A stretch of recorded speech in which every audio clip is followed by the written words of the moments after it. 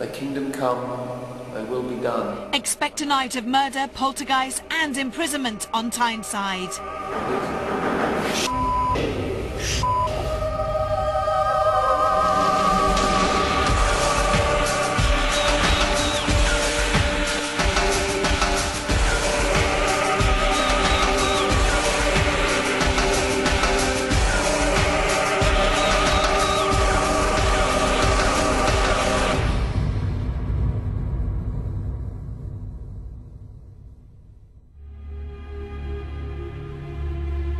Hello and welcome to Most Haunted. This week I've brought you back in time, in the centre of Newcastle.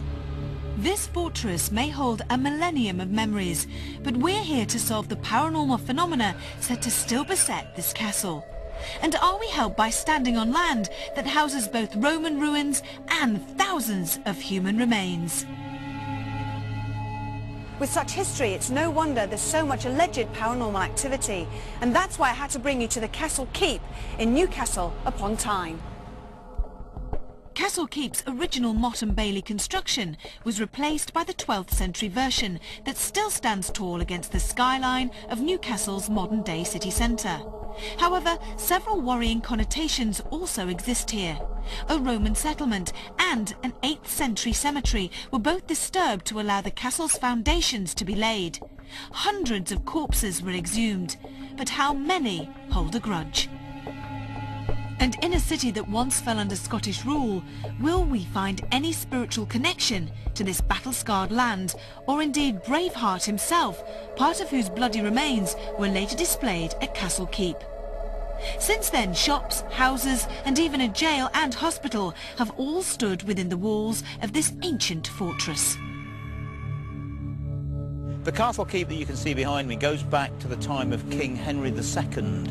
And the amazing thing is that long before a castle was put here, there was a Roman settlement, and apparently part of the Roman walls and fort are still underneath the castle. Imagine the terror of being in this room completely on your own, and then without any warning, loud, deafening bangs echo all around you. Well, that's exactly what's been witnessed here in the Great Hall.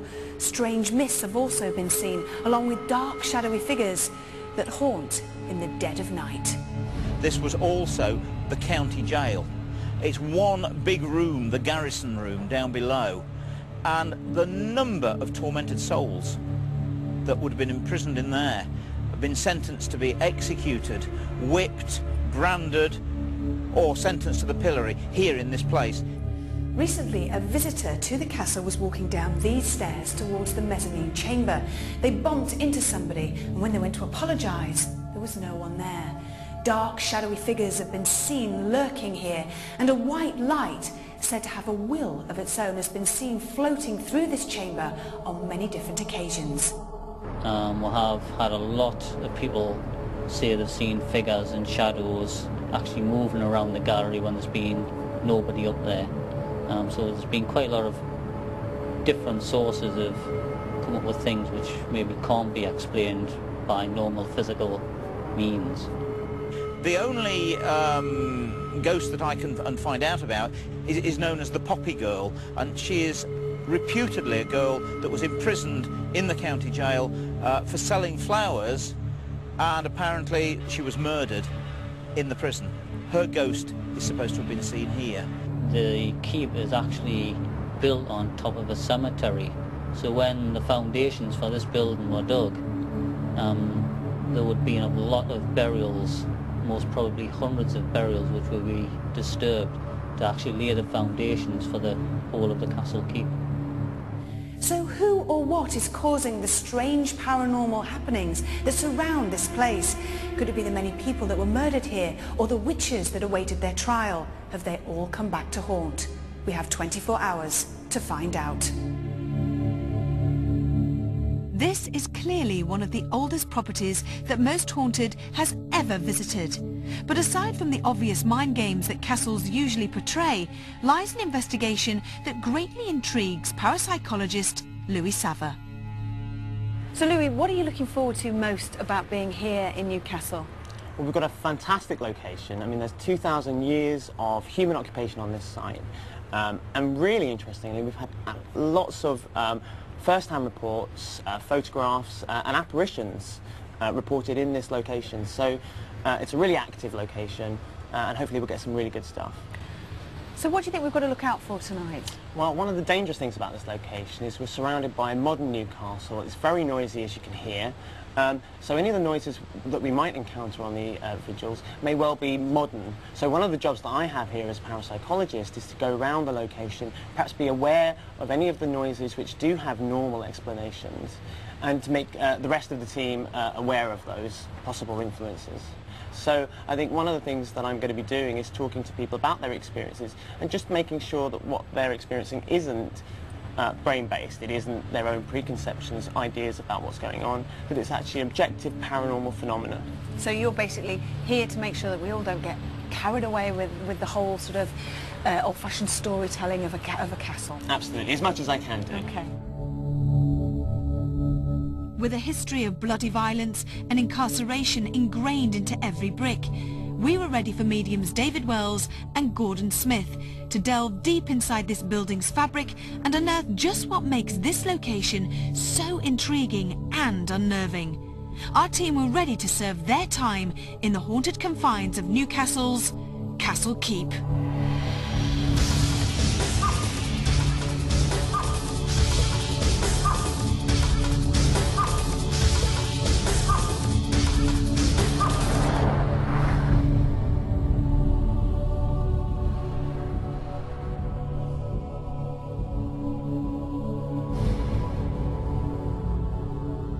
There's one astral that stands out in this space, and it's a young woman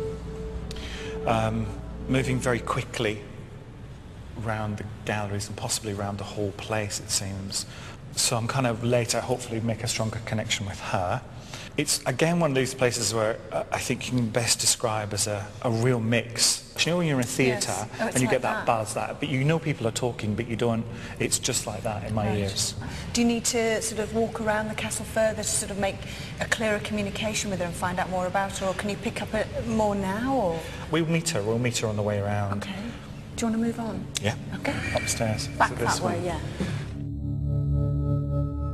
Having held so many men captive, David's sensing of a young woman within this castle was as welcome as it was unexpected. So we decide to follow his and her lead and move up to the galleries that overlook the Great Hall. The only thing I am aware of in these upper galleries is a woman. Is this the same woman that No, you... it's not. Oh. No, she's older. And she seems to be an Elizabethan. Right. But she almost seems like a party goer. Right. And she's about age-wise herself. I think 20s, but like 24, 25. And the woman downstairs? More teenagery, more Right. 16, 17, Right. maybe even less than So that. quite young women here then. And is she Elizabethan too, do you? The younger girl feels almost Victorian to me, maybe just pre-Victorian, Edwardian perhaps. Really? Yeah. Right. And so why do you think that the woman up here on this level, dressed in medieval gowns, why do you think she's still here? Why is she haunted?